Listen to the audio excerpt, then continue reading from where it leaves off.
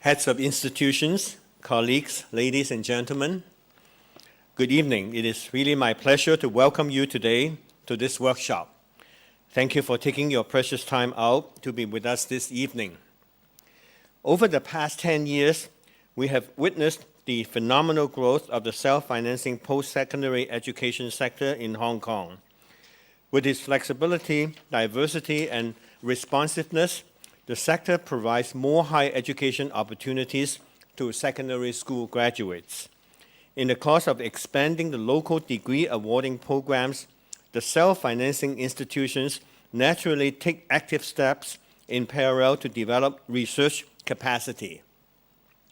To support the research development in the local self-financing degree sector, the Research Grants Council launched 3 competitive research funding schemes in 2013, namely the Institutional Development Scheme, which aims at supporting the institutions to build up research capacity in strategic areas, the Interinstitutional Development Scheme, which is tailor-made for the self-financing sector to keep academics abreast of new research development in relevant areas, and the Faculty Development Scheme, which is modeled on other individual research funding schemes administered by the RGC to develop the research capability of individual academics.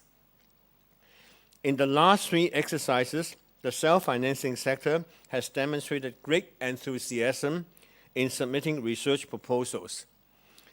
About 190 successful applications were funded in the past 3 rounds of exercise. The call for the 4th round exercise has been issued earlier this month, and to keep the momentum, we have invited some of the successful applicants to give you some tips in preparing for IDS and FDS proposals. Today's workshop would run in 2 sessions. The first part of the workshop is a sharing session.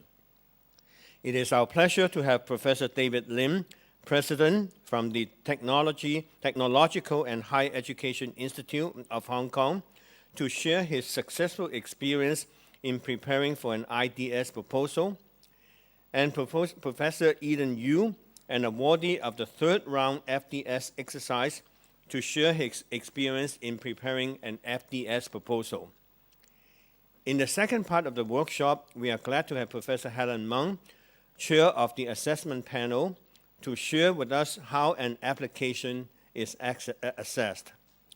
May I now take this opportunity to express my gratitude to all speakers of today's workshop for sharing their time with us.